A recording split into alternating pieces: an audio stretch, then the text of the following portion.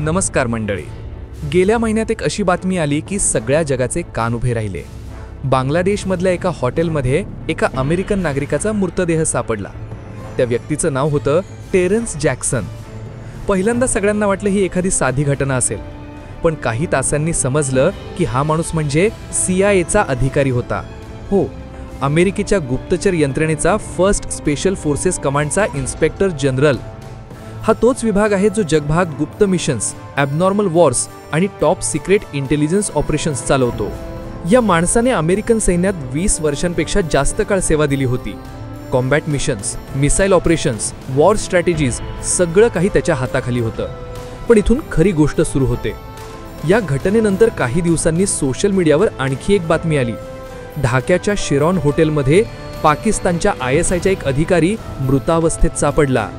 आता बघा ना, 2 शत्रू देशांच्या 2 गुप्तचर संस्थांचे टॉप अधिकारी आणि दोघेही एकाच देशात. असं काहीतरी घडलं ज्याने सगळ्यांच्या भुवया उंचावल्या. पण खरी वादळं उसळली ती त्यानंतरच्या बातमीमुळं. काही जिओपॉलिटिकल एक्सपर्ट्सचं म्हणणं आहे की टेरेन्स जॅक्सन हाच तो माणूस होता ज्याला भारताच्या पंतप्रधान नरेंद्र मोदींवर चीनमध्ये हल्ला करण्याची जबाबदारी देण्यात आली होती. हो, एक CIA link plan to assassinate prime minister Modi असं काही जगभर चर्चेत आलं. आणि प्रश्न उभा राहिला, पुतीन मोदींचं रक्षण करत होते का? आणि बांगलादेशमधलं हे प्रकरण याच्याशी जोडलेलं होतं का? असं सांगितलं जातं की मोदींच्या नुकत्याच झालेल्या चीन दौऱ्यादरम्यान त्यांच्यावर एक मोठा हल्ला करण्याचा प्रयत्न झाला होता, पण तो भारतीय आणि रशियन एजन्सींनी फेल केला. हा दौरा ऐतिहासिक होता कारण मोदी 7 वर्षांनंतर चीनला गेले होते. त्यांनी तेथे सीमा सुरक्षा, दहशतवाद आणि आर्थिक संबंध या विषयांवर चर्चा केली होती. आणि त्याच दिवशी शांघायमधला SCO परिषदेत सहभागी झाल्यावर व्लादिमीर पुटिन यांच्याशी मोदींची 45 मिनिटांची गुप्त बैठक झाली होती. अनेकांचा विश्वास आहे की याच मीटिंगमध्ये रशियन इंटेलिजन्स एजन्सीने मोदींना चेतावणी दिली की त्यांच्यावर हल्ल्याची साजिश रचली गेली आहे. म्हणूनच पुटिन यांनी स्वतःच्या गाडीत मोदींना बसवलं आणि 45 मिनिटं त्या दोघांमध्ये बंद दरवाजात चर्चा झाली. पण मग लोकांच्या मनात एक प्रश्न आला, ही फक्त अफवा आहे का खरोखरच काही मोठं घडणार होतं? काही लोक म्हणतात ही सगळी फेक न्यूज आहे, पण काही जणांना यात काहीतरी सच्चाई दिसते. मोदींनी एका कार्यक्रमात थोड्या विनोदी अंदाजात म्हटलं होतं, तुम्ही टाळ्या वाजवताय कारण मी चीनला गेलो की मी तिथून सुरक्षित परत आलो. ही ओळ ऐकून लोकांना शंका आली की मोदींनी संकेत दिला का? गुप्तचर अहवालांनुसार चीनच्या स्टेट सिक्युरिटी मंत्रालयाने भारत आणि रशियाला सांगितलं होतं की मोदींवर अटॅकचा धोका आहे. त्यामुळे सगळ्या एजन्सी सतर्क झाल्या. रशियाने थेट यात हस्तक्षेप केला आणि भारताची मदत केली.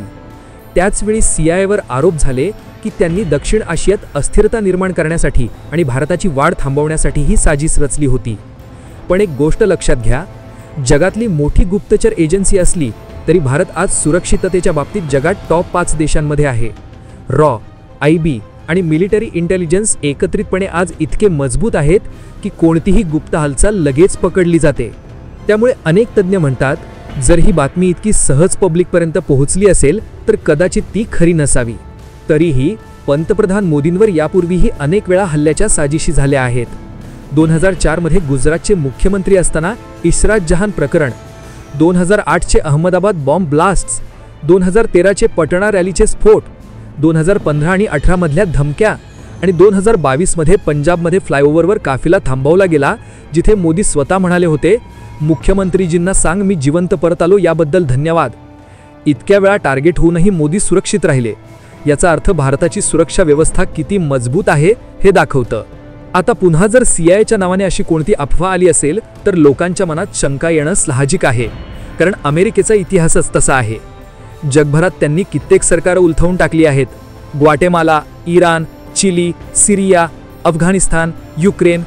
कुठे सत्ता बदल, कुठे हत्या आणि कुठे मीडिया मॅनिप्युलेशन हे सगळं CIAच्या ऑपरेशन्सचा भाग होता. भारताच्या वाढत्या शक्तीने, आत्मनिर्भर भारताच्या विचाराने आणि रशियाशी वाढलेल्या मैत्रीने अमेरिकेच्या हितसंबंधांना धक्का बसला आहे. भारत आज जगातल्या मोठ्या तेल निर्यातकांपैकी एक झाला आहे. हे अमेरिकेला आणि गल्फ देशांना पचत नाहीये. म्हणूनच अनेक तज्ज्ञ म्हणतात ही सगळी ग्लोबल पॉलिटिक्सची गेम आहे. कोण कुणाचा खरा मित्र, कोण कुणाचा शत्रू हे ठरवणं अशक्य झालं आहे. पण सगळ्यात मोठं सत्य म्हणजे आज भारत एक शक्तिशाली राष्ट्र आहे. आपल्या नेतृत्वावर हल्ला करणं आता कोणत्याही देशाला इतकं सोपं नाही. तर मंडळी, आता प्रश्न तुमच्याकडे, तुम्हाला काय वाटतं? पंतप्रधान मोदींवर खरोखरच हल्ल्याची साजिश रचली गेली होती का, की ही सगळी एक बनावट गोष्ट आहे? तुमचं मत खाली कमेंटमध्ये जरूर लिहा. व्हिडिओ आवडला असेल तर लाईक, शेअर आणि सबस्क्राईब करणं विसरू नका. पुन्हा भेटू पुढच्या व्हिडिओत. तोपर्यंत जय हिंद, जय भारत.